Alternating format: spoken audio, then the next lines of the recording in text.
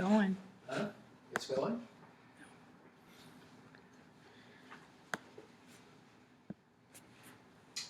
Good morning. Welcome to the United States Sports Academy and our weekly sports talk program.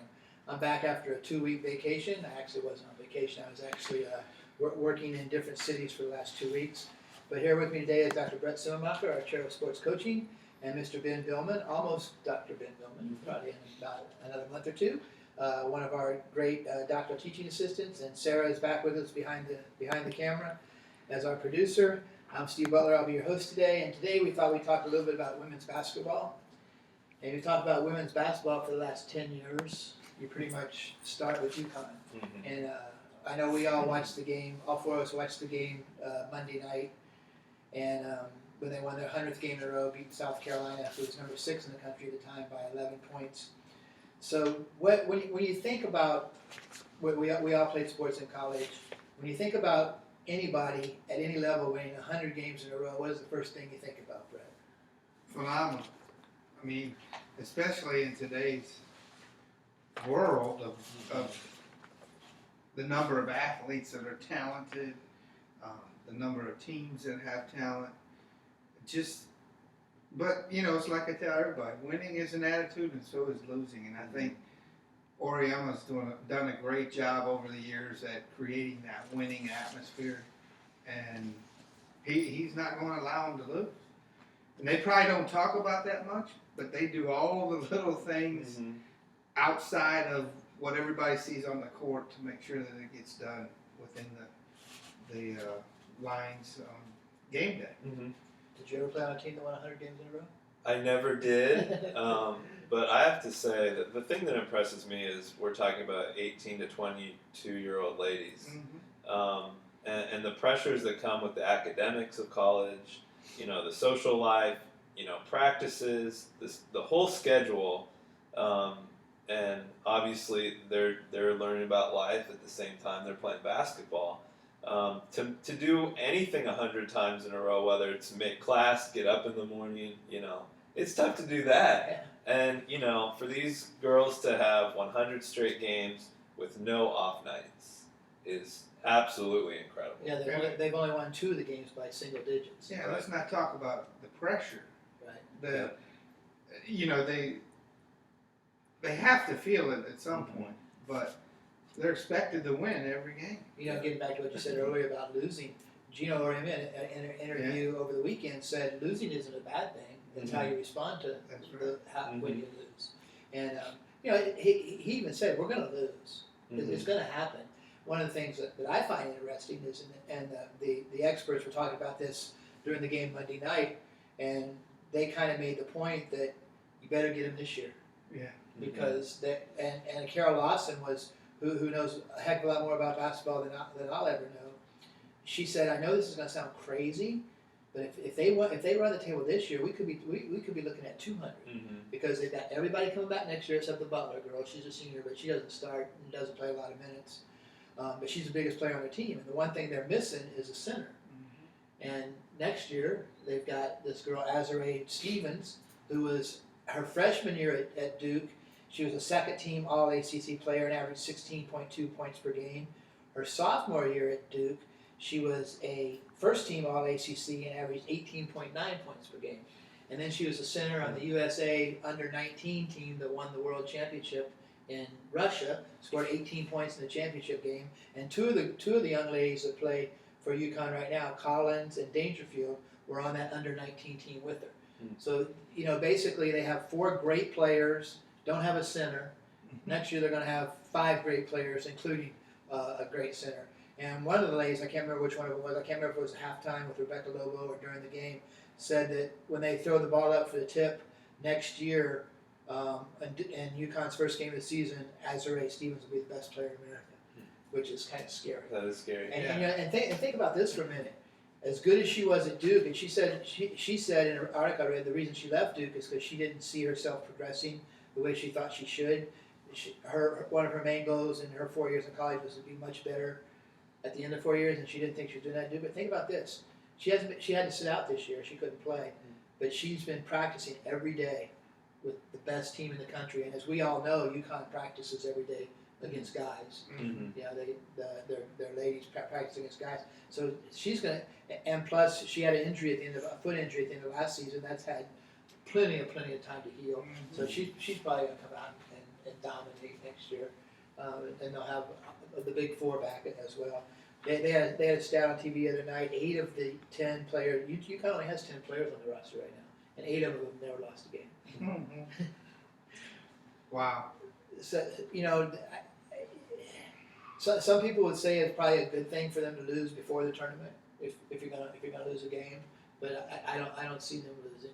You know, and the one thing about UConn is I heard Mike Wilbon and Tony Kornheiser talking about this Monday before the 100th game, and the question was, what's more important, to win 100 games or to win another national championship? And Wilbon was on the side of 100 games, Kornheiser was on the side of another championship. And I think the point that Wilbon made was a great point. He said, you know, if you're talking your first or your second national championship, maybe the national championship. Mm-hmm. Because 10 years from now, who's going to really care if it was number 11 or number 12? Mm-hmm. But what we're going to remember is winning 100 or more games in a row. Yeah. So you know, if they get to I think it's 113 and lose the championship game, I don't think they'll be disappointed. But I don't think you'd call it a failure of the season. Yeah. We got this really cool list off ESPN this morning, the streak by the numbers. What are some of the things that jump off of this page at you guys? The thing. Go ahead. Man. Oh, I was gonna say 60-point wins. They've had 9 60-point wins or more. I mean, what if you're the opposing coach? What do you tell your team in the locker room at halftime and after the game when you're getting beat by 60 or more points? What do you say? It's UConn. Let's move on to the next game. I mean, it's unfathomable to me to win a basketball game by 60 or more points, and they've done it 9 times during this streak. And well, obviously they don't have a lot of competition in their conference. Right. When they left the Big East and went to the American Conference, they may never lose a conference game. Mm-hmm. But you can't say anything about their non-conference schedule. Mm-hmm. They'll play anybody. They'll go to your place. They'll bring you to their place. You know, before they lost to Stanford on November 17th, 2014. Mm-hmm. That was their last loss, which was 820 days ago. For those of you counting. And the other day, Monday at lunch, they had ESPNU on the television at the restaurant I was at, and I couldn't hear it, but I could see it.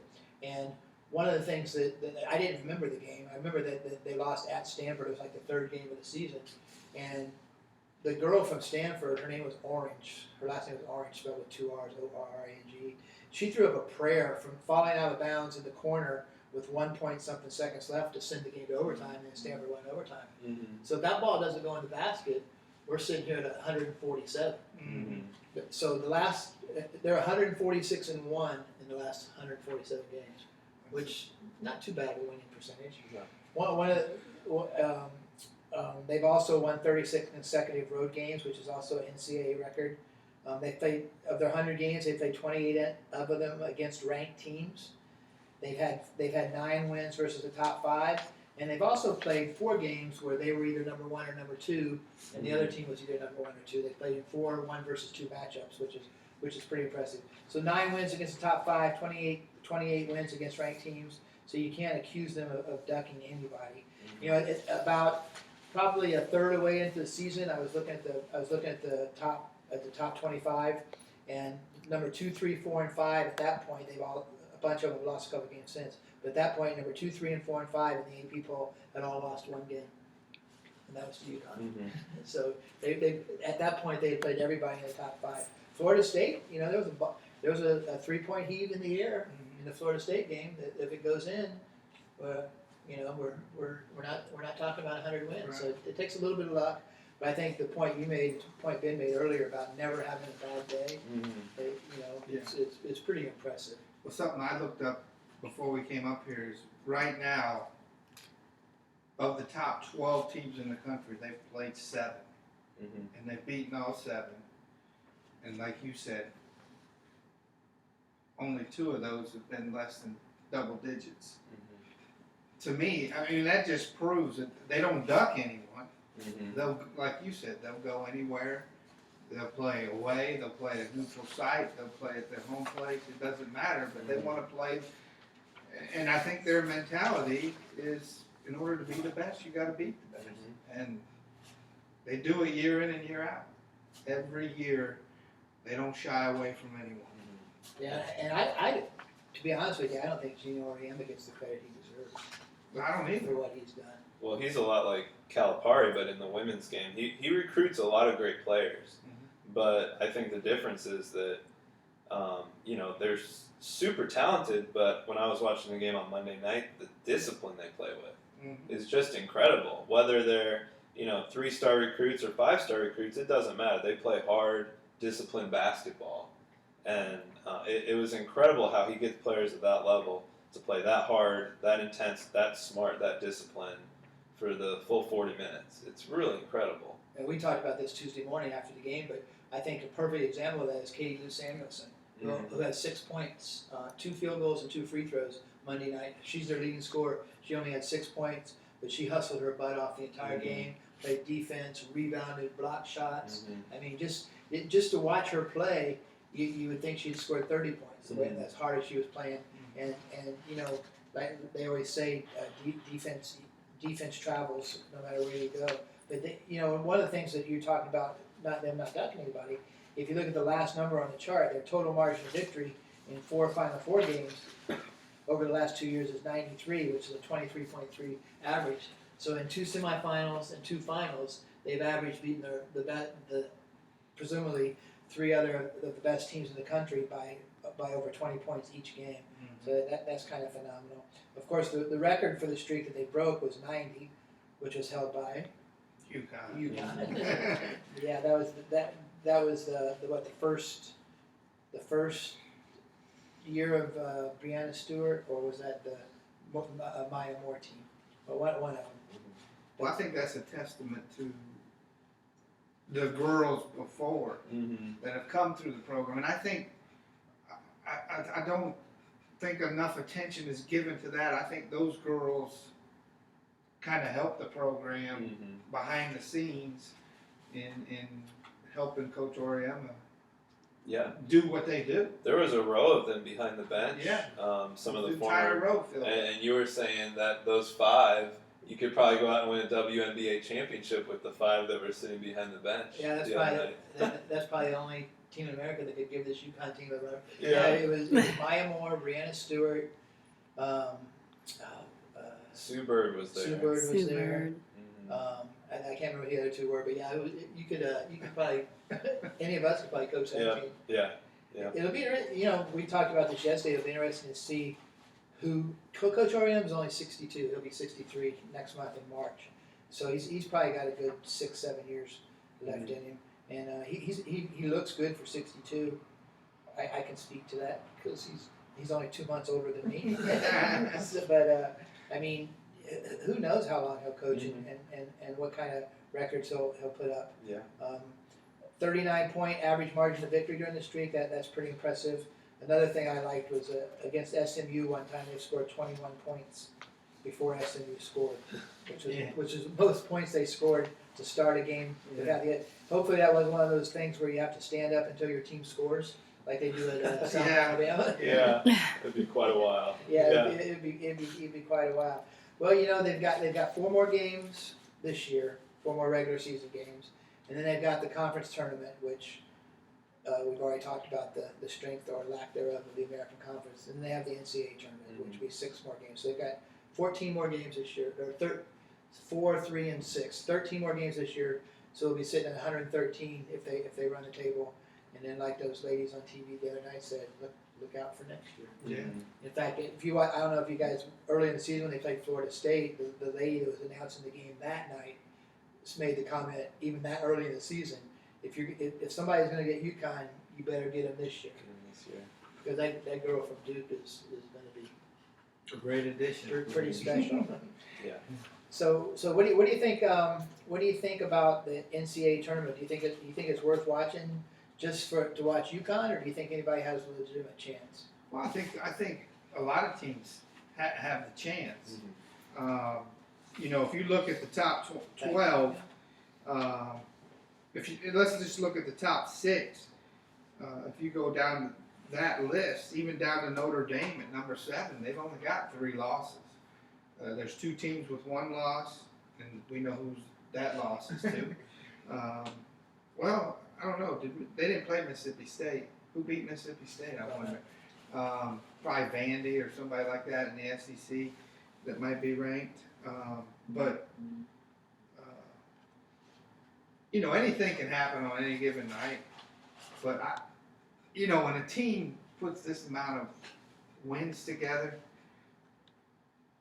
you know, it's kind of defeating for the team that they're playing.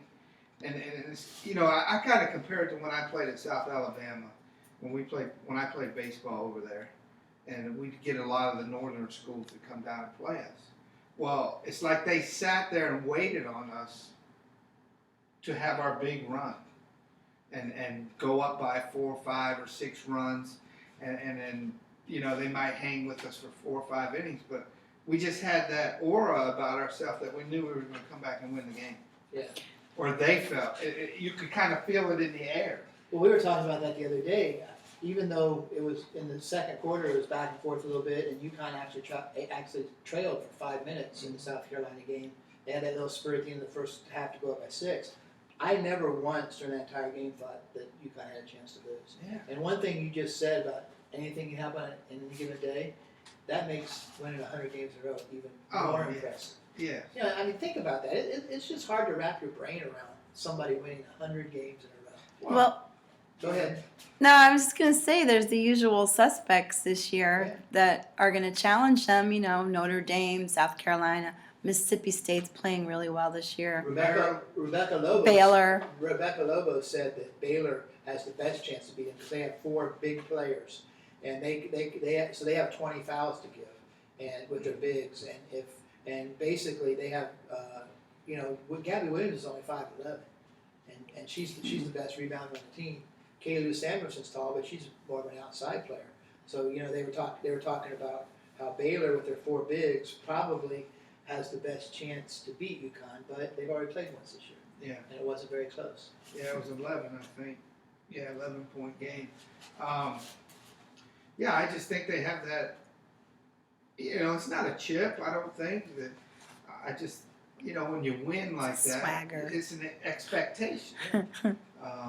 And they have that swagger, like you said. And like we said earlier, 8 of them have never lost a game.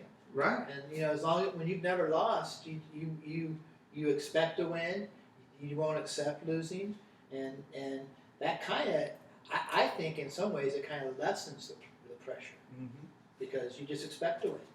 And you know, when I was watching that game they lost to Stanford on TV the other day, I mean down the stretch, Breanna Stewart and Mosquito Lewis and the other Tuck, I can't remember Tuck's first name, but down they must have went 12 for 12 on free throws in the fourth quarter. You know, talk about clutch. They made every shot, and like I said, it took a prayer from Stanford to send it to overtime. And I think that's what it's going to take for anyone to beat them, not only this year with the remaining games that they're probably going to be in, but also Any year. you know, in a year from now when we're talking about this, and maybe they're at 140 or whatever. Comes back to recruiting. You know, yeah. I mean, they're getting the best of the best. And Ben made the point. It's just not recruiting. It's getting those players there, and they buy in. Another thing that was incredibly impressive about watching that game on that they lost to Stanford. As soon as the game was over, there was no boo-hooing, no throwing towels. Lined up, Gino Auriemma shook Tara Vanderveer's hand. Did I get her name right that time? I mean, I had a big smile on his face, gave her a hug, and players lined up. Breanna Stewart was the first one in line, shook every player's hand. In fact, Katie Lou Samuelson, she wasn't there then, but her older sister was there. And her older sister is one of only 5 players. There's only 5 players in Division I basketball right now in the entire country who have been in a game where they beat UConn. And Katie Lou's older sister is one of them. They showed her dad last year in one of the games. He was wearing like a T-shirt that was like red on this side and blue on this side. And said, you know, had the Stanford and had the tree and the UConn, the Husky on this side. So it was pretty cool. Well, we're running out of time. Sarah's giving me the wrap it up signal back there. Next week we'll probably talk a little bit about baseball. Baseball. Our favorite subject. See, I wore it this week thinking, you know, baseball's right around the corner. Yeah, pitchers and catchers reported on Valentine's Day. Well, college baseball season's right around the corner. Yeah, that's this weekend. South Alabama opens their baseball season Saturday night at home against Eastern Friday Illinois. night, Saturday, and Softball Sunday. team's playing Alabama tonight, and they've lost 12 games in a row to Alabama, and they're both really good this year. Auburn's really good in softball this year, ranked number two right now after losing the championship game to Oklahoma last year. So softball, baseball. Alabama has a new coach. For baseball fans, one of the best things you can hear is pitchers and catchers report. Yeah. So we'll probably talk a little baseball next week. We hope everybody has a really good week in sports, and we'll see you next Wednesday morning at 11:30 a.m. Central Time from the campus of the United States Sports Academy. Have a great week, everyone.